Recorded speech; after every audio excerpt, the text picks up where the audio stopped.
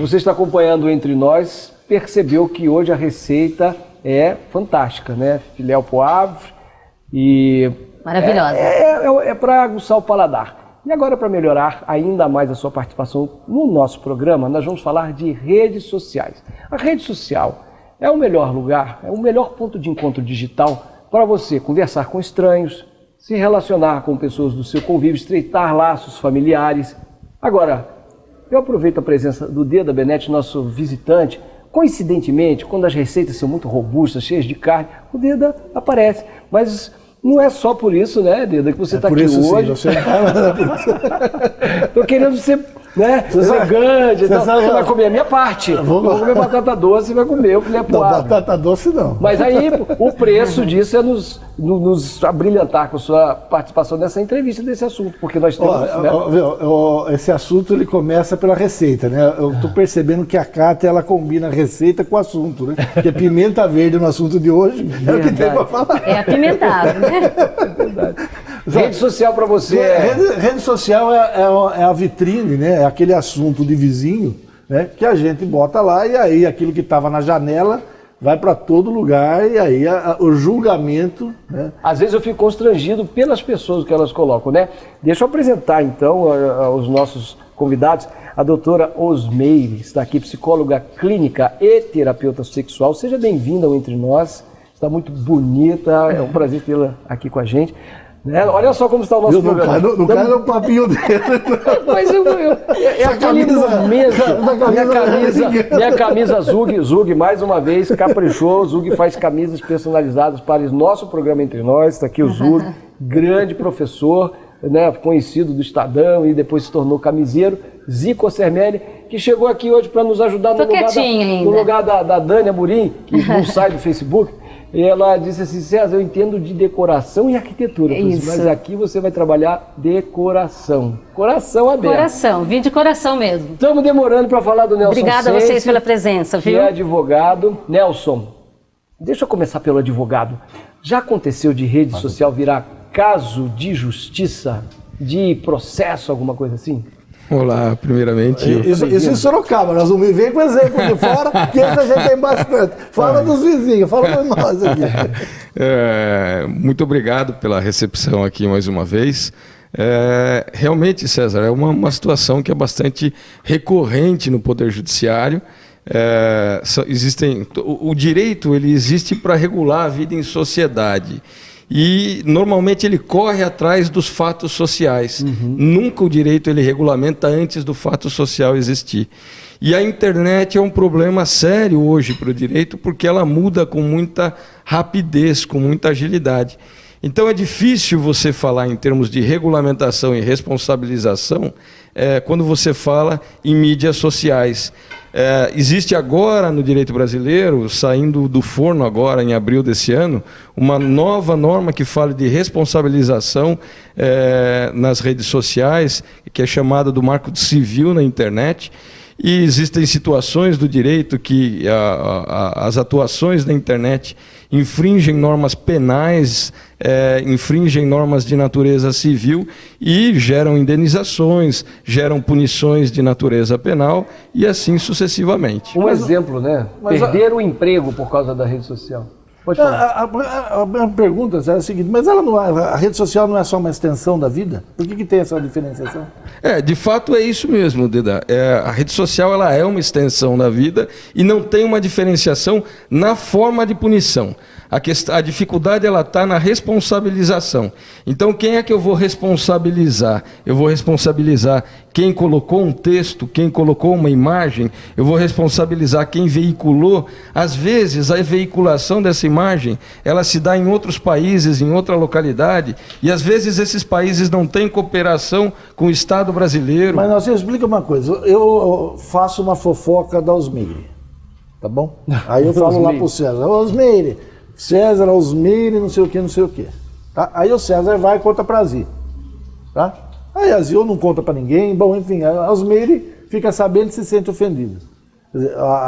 O direito nessa vida real, ele me dá uma responsabilidade porque eu fofoquei, uma para o César porque levou para a Zi, da Zi que levou para ela, enfim, isso está claro. Claríssimo. Mas não tem prova, né? A mesma Mas o que coisa. muda isso na rede social? Porque só expande, né? Não, na verdade está escrito e publicado, né? Exatamente. A verdade é que isso não muda. Então, o que acontece?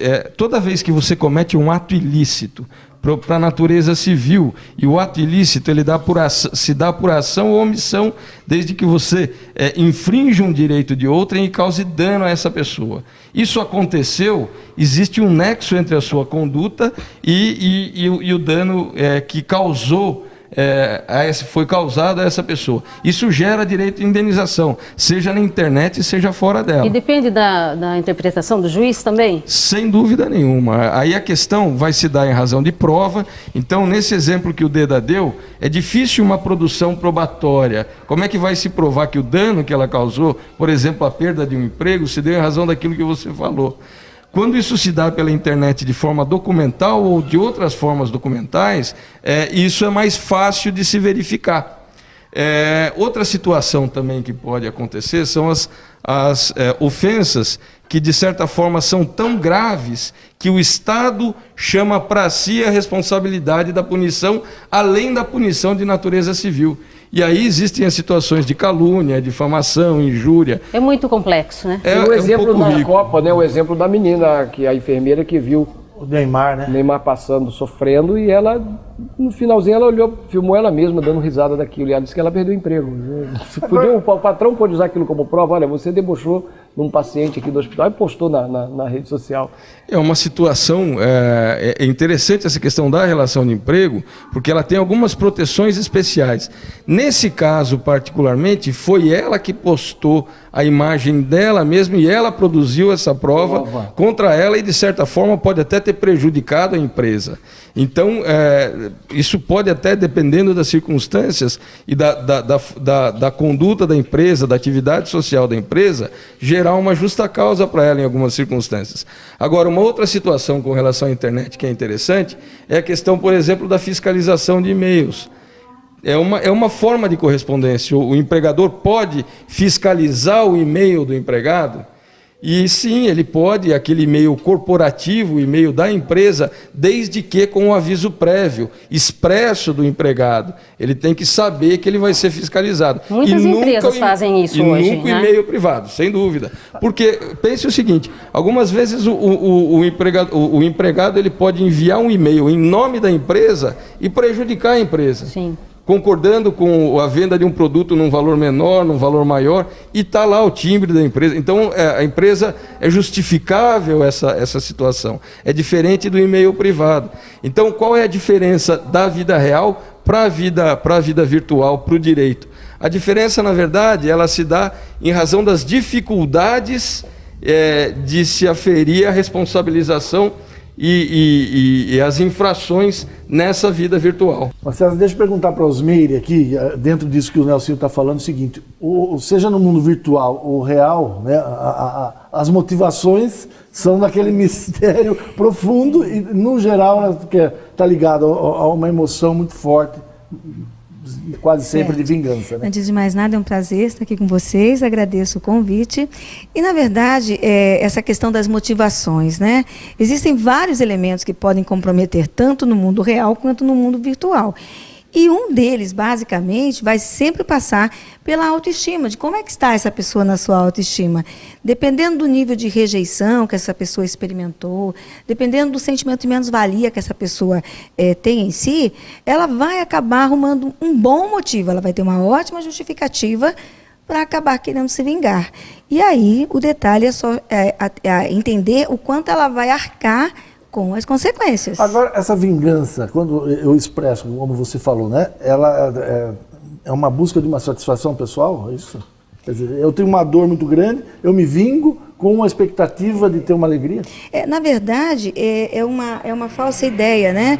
Que um desprazer muito forte que eu tenho a percepção, eu tenho que buscar compensação num prazer. E é justamente isso, não mede consequências. Quando vai dar por si, já fez alguma coisa muito ruim para si e para o outro. E isso, você já foi em defesa de algum paciente em algum caso? Alguém te levou de testemunha lá e falou, olha, o que você fez é uma grande defesa, né? Foi lá, não é muito comum, mas acaba acontecendo de ser solicitado a nós um tipo de laudo, dependendo da situação, né?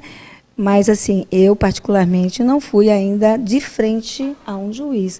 Mas os laudos, muitas vezes, são emitidos até por solicitação judicial. Eu queria perguntar o seguinte, olha só.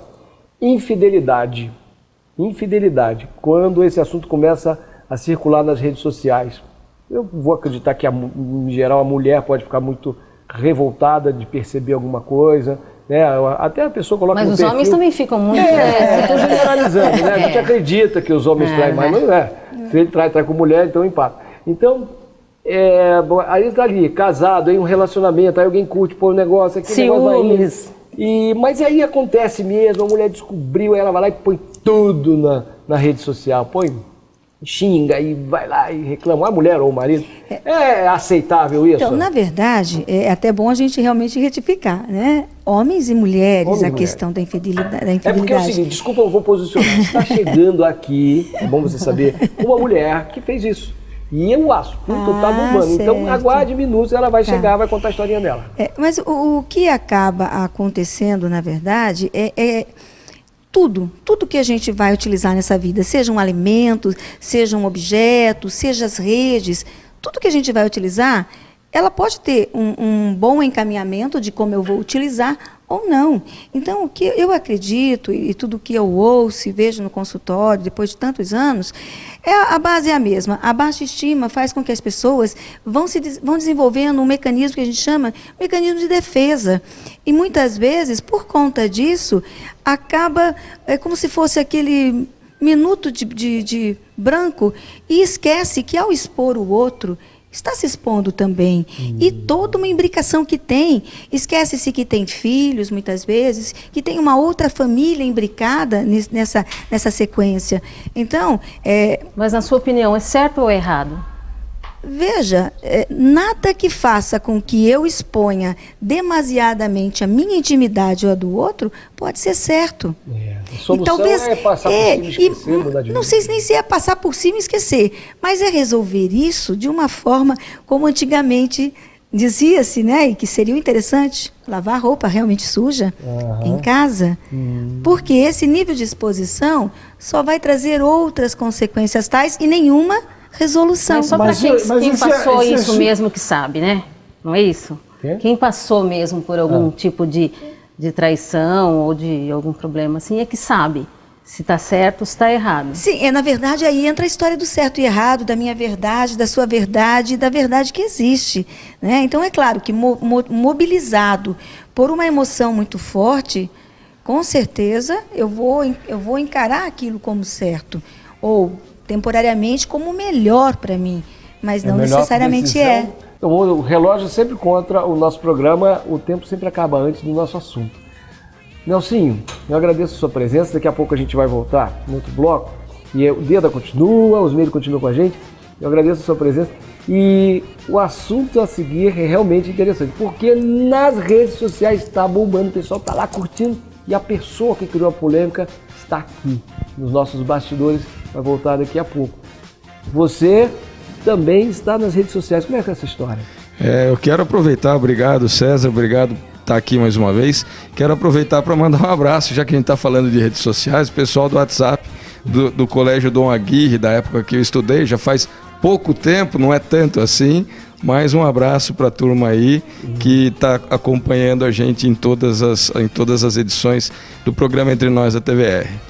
Tá aí um ótimo uso das redes sociais, né? Conversar com amigos. Então, voltamos já no segundo bloco. Aguarde, você vai adorar. Não saia daí.